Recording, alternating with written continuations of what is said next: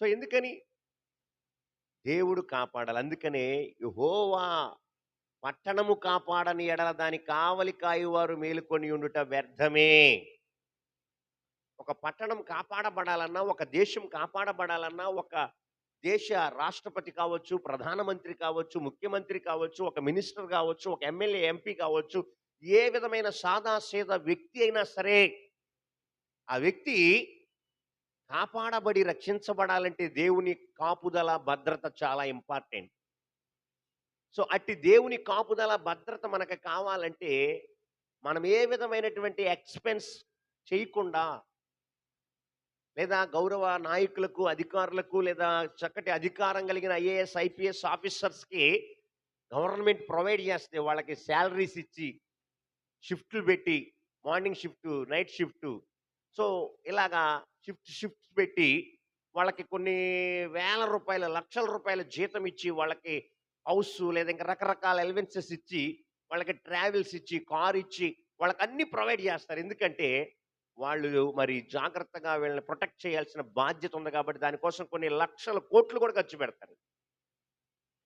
అవునా కాదా? సో, జాగ్రత్తగా గమనించాలి.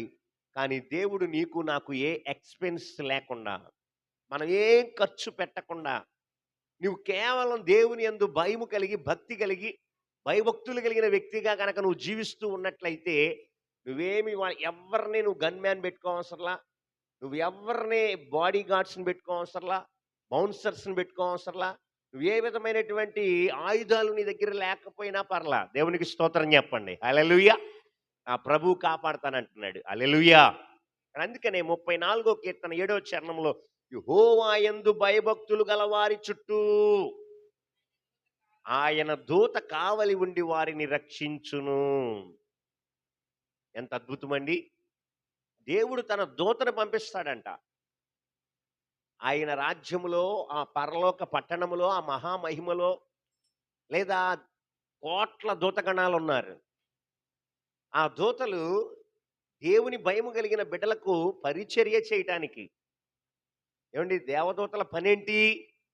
దేవుని బిడ్డలకు పరిచారకులుగా, దేవుని దగ్గర నుండి ఒక చక్కటి అద్భుతమైన సమాచారం తీసుకురావటం, మనల్ని కాపాడటం, మనల్ని భద్రపరచడం, ఏవండి మనల్ని తప్పించటం వాళ్ళ పనయ్యుంది. దేవదూతల పని.